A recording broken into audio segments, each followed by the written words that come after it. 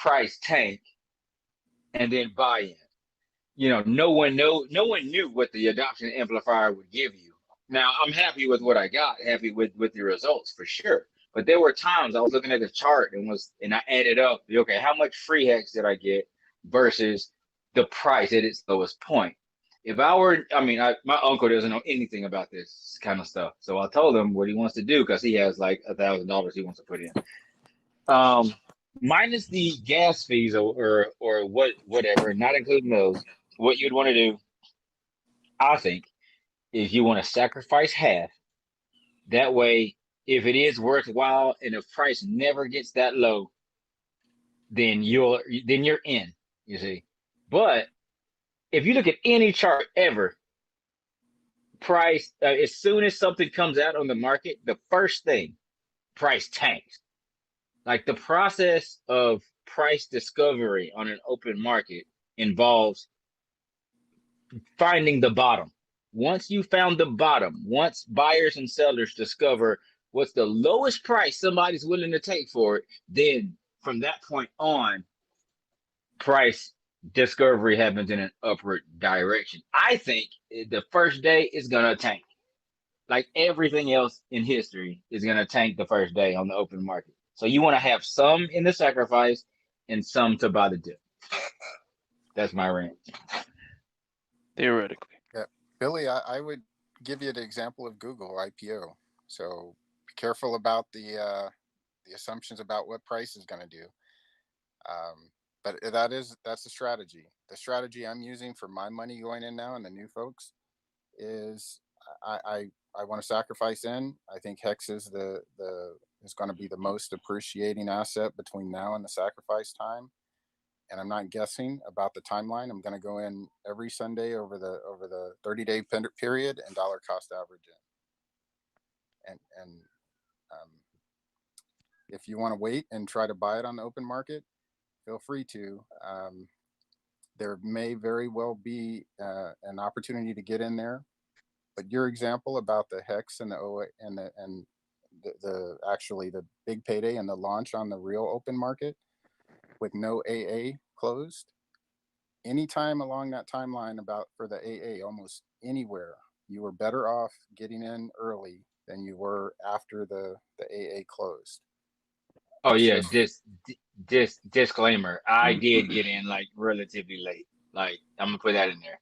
Like relatively late. Last month or two of it, that's when I got it. So when I added up how much I got extra, yeah, I'd have been better off. To address the question directly about if you don't have a lot of money and you want to participate in the sacrifice phase itself, is look and wait for, or you can look now and see what was on the list of sacrifice coins that are not Ethereum based that you will not be charged high fees for, and buy those tokens and sacrifice those tokens. That way your transaction costs are very minimal, if anything at all. And that way you're getting as much capital in of that small amount of capital that you have to put in.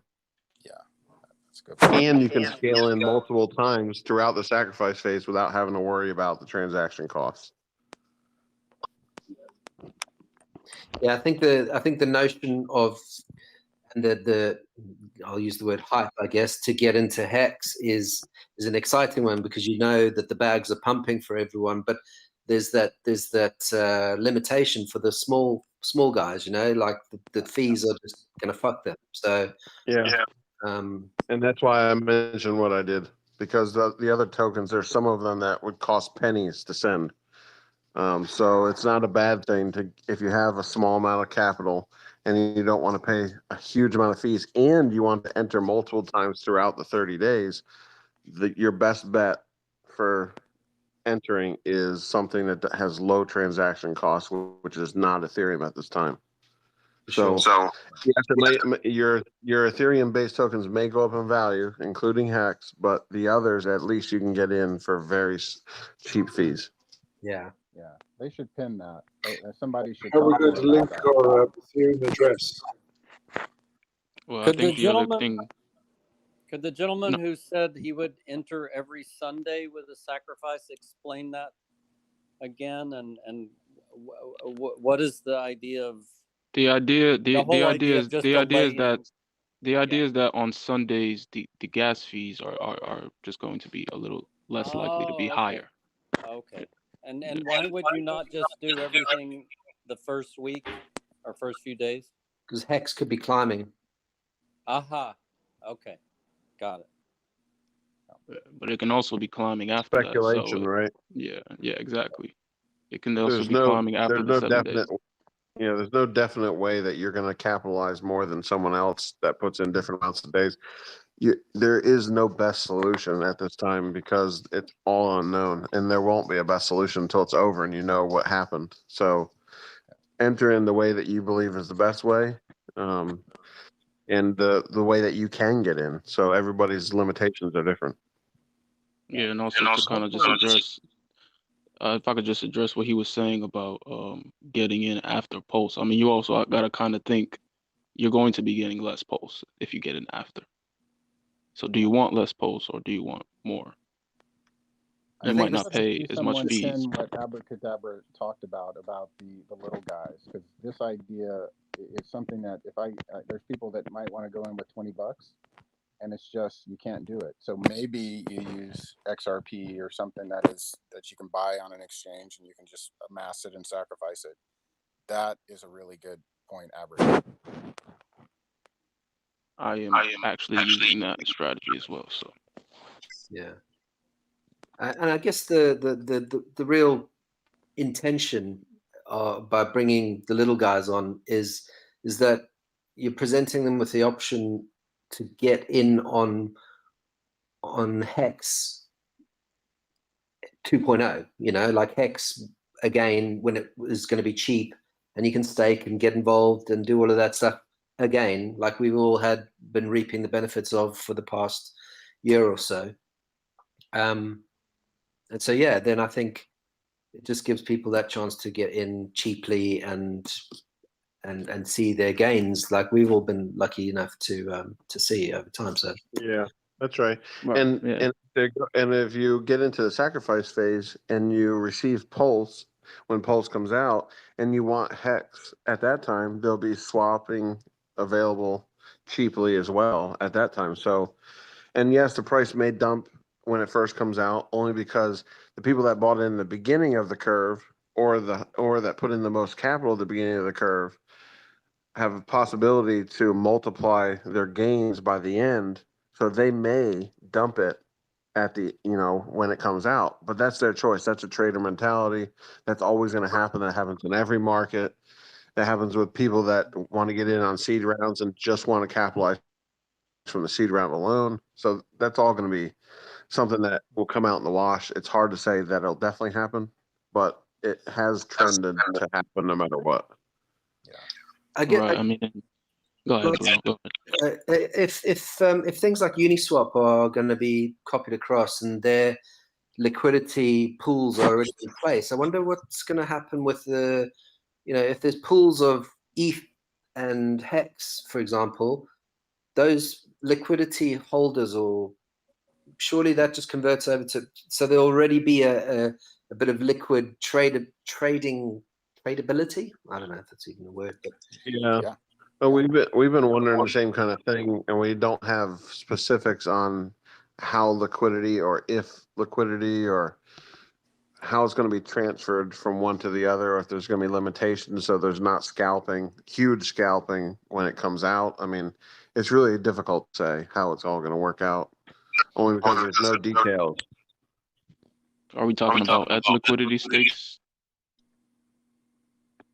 If right now, if I had a whole bunch of Hex, I could go on to, or a whole bunch of USDC or a whole bunch of ETH, I could go on to Uniswap and become a liquidity provider, right? Yeah. So if I've got that all kind of locked into liquidity, surely that gets copied across. So then those people on the other side must get their same thing, but they can't obviously have ETH or Hex. It's got to become like a P Hex on that side. So it's like, as you say, we can't. There might be some unknowns of how it all unfolds. Yeah, that's a great question. I mean, I don't understand how, well, not that I don't understand, but I don't personally have any ETH stakes.